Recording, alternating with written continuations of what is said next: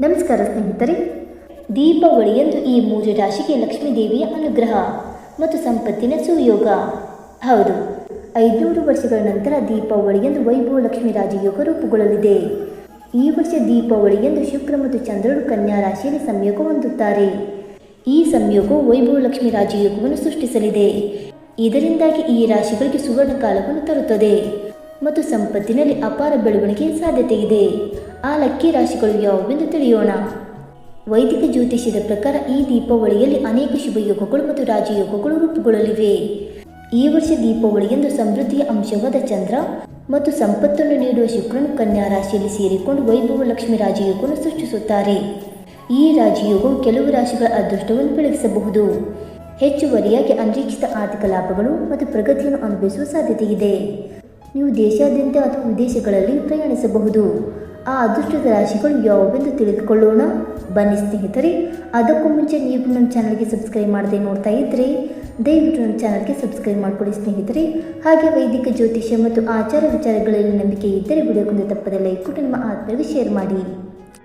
ಮೊದಲನೆಯದಾಗಿ ಕನ್ಯಾ ರಾಶಿ.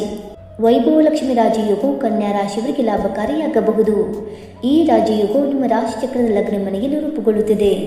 ಇದು ಈ ಸಮಯದಲ್ಲಿ ನಿಮ್ಮ ಆತ್ಮವಿಶ್ವಾಸವನ್ನು ಹೆಚ್ಚಿಸುತ್ತದೆ ಮತ್ತು ನಿಮ್ಮ ವ್ಯಕ್ತಿತ್ವವು ಸುಧಾರಿಸುತ್ತದೆ ಮತ್ತು ಕಂಪನಿಗಳಲ್ಲಿ ಉನ್ನತ ಹುದ್ದೆಗಳನ್ನು ಅಲಂಕರಿಸುವವರು ಹೊಸ ನಾಯಕತ್ವದ ಅವಕಾಶಗಳನ್ನು ಪಡೆಯಬಹುದು. ವಿದೇಶಿ ಪ್ರಯಾಣ ಅಥವಾ ವಿದೇಶಿ ಸಂಬಂಧಿತ ಕೆಲಸಗಳಲ್ಲಿಯೂ ಯಶಸ್ಸು ಕಂಡುಬರಬಹುದು. ಕುಟುಂಬ ಮತ್ತು ವೈವಾಹಿಕ ಜೀವನದಲ್ಲಿ ಸಕಾರಾತ್ಮಕ ಸಂವಹನ ಮತ್ತು ತಿಳುವಳಿಕೆ ಹೆಚ್ಚಾಗುತ್ತದೆ ಮತ್ತು ಸಂಬಂಧಗಳು ಬಲಗೊಳ್ಳುತ್ತವೆ ಮತ್ತು ವಿವಾಹಿತ ವ್ಯಕ್ತಿಗಳು ಅದ್ಭುತವಾದ ವೈವಾಹಿಕ ಜೀವನವನ್ನು ಅನುಭವಿಸುತ್ತಾರೆ. ಆದರೆ ಅವಿವಾಹಿತ ವ್ಯಕ್ತಿಗಳು ವಿವಾಹ ಪ್ರಸ್ತಾಪಗಳನ್ನು ಪಡೆಯಬಹುದು. ಎರಡನೆಯದಾಗಿ ಮಕರ ರಾಶಿ. ವೈಭವ ಲಕ್ಷ್ಮಿ ರಾಜಯೋಗದ ರಚನೆಯು ಮಕರ ರಾಶಿಯವರಿಗೆ ಒಳ್ಳೆಯ ದಿನಗಳನ್ನು ತರಬಹುದು. ಏಕೆಂದರೆ ಈ ರಾಜಯೋಗವು ನಿಮ್ಮ ಸಂಚಾರ ಜಾತಕದಲ್ಲಿ ಅದೃಷ್ಟದ ಮನೆಯಲ್ಲಿ ರೂಪುಗೊಳ್ಳುತ್ತದೆ. ಆದ್ದರಿಂದ ಈ ಸಮಯದಲ್ಲಿ ಅದೃಷ್ಟವು ನಿಮ್ಮ ಪರವಿರುತ್ತದೆ. ನಿಮ್ಮ ಬಾಕಿ ಇರುವ ಕೆಲಸಗಳು ಪೂರ್ಣಗೊಳ್ಳುತ್ತವೆ. ಹೊಸ ವೃತ್ತಿಯ ಅವಕಾಶಗಳು ಉದ್ಭವಿಸಬಹುದು. ಇದು ಬಡ್ತಿಗಳಿಗೆ ಕಾರಣವಾಗಬಹುದು ಮತ್ತು ವ್ಯವಹಾರದಲ್ಲಿಯೂ ಲಾಭವಾಗುವ ಸಾಧ್ಯತೆ ಇದೆ. ನಿಮ್ಮ ಆರ್ಥಿಕ ಪರಿಸ್ಥಿತಿ ಬಲಗೊಳ್ಳಬಹುದು. ನೀವು ದೇಶಾದ್ಯಂತ ಅಥವಾ ವಿದೇಶಗಳಲ್ಲಿ ಪ್ರಯಾಣಿಸಬಹುದು. ನೀವು ಧಾರ್ಮಿಕ ಅಥವಾ ಶುಭ ಕಾರ್ಯಕ್ರಮಗಳಲ್ಲಿ ಭಾಗವಹಿಸಬಹುದು ಮತ್ತು ಸ್ಪರ್ಧಾತ್ಮಕ ವಿದ್ಯಾರ್ಥಿಗಳು ಪರೀಕ್ಷೆಗಳಲ್ಲಿ ಯಶಸ್ಸನ್ನು ಕಾಣಬಹುದು. ಇನ್ನು ಮೂರನೆಯದಾಗಿ ಕುಂಭರಾಶಿ. ವೈಭವ ಲಕ್ಷ್ಮಿ ರಾಜಯೋಗವು ಕುಂಭರಾಶಿಯ ಜನರಿಗೆ ಲಾಭಕಾರಿಯಾಗಬಹುದು. ಈ ರಾಜಯೋಗವು ನಿಮ್ಮ ರಾಶಿಚಕ್ರ ಚಿಹ್ನೆಯ ಆದಾಯ ಮತ್ತು ಹೂಡಿಕೆ ಕ್ಷೇತ್ರಗಳಲ್ಲಿ ರೂಪುಗೊಳ್ಳುತ್ತದೆ.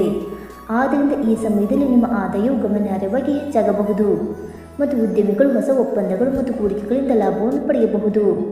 ಲಾಟರಿ ಮತ್ತು ಷೇರು ಮಾರುಕಟ್ಟೆಯಿಂದ ಲಾಭದ ಸಾಧ್ಯತೆಗಳು ಇವೆ ಮತ್ತು ಉದ್ಯಮಿಗಳು ಹೊಸ ಒಪ್ಪಂದ ಅಥವಾ ಪಾಲುದಾರಿಕೆ ಪ್ರಸ್ತಾಪವನ್ನು ಪಡೆಯಬಹುದು.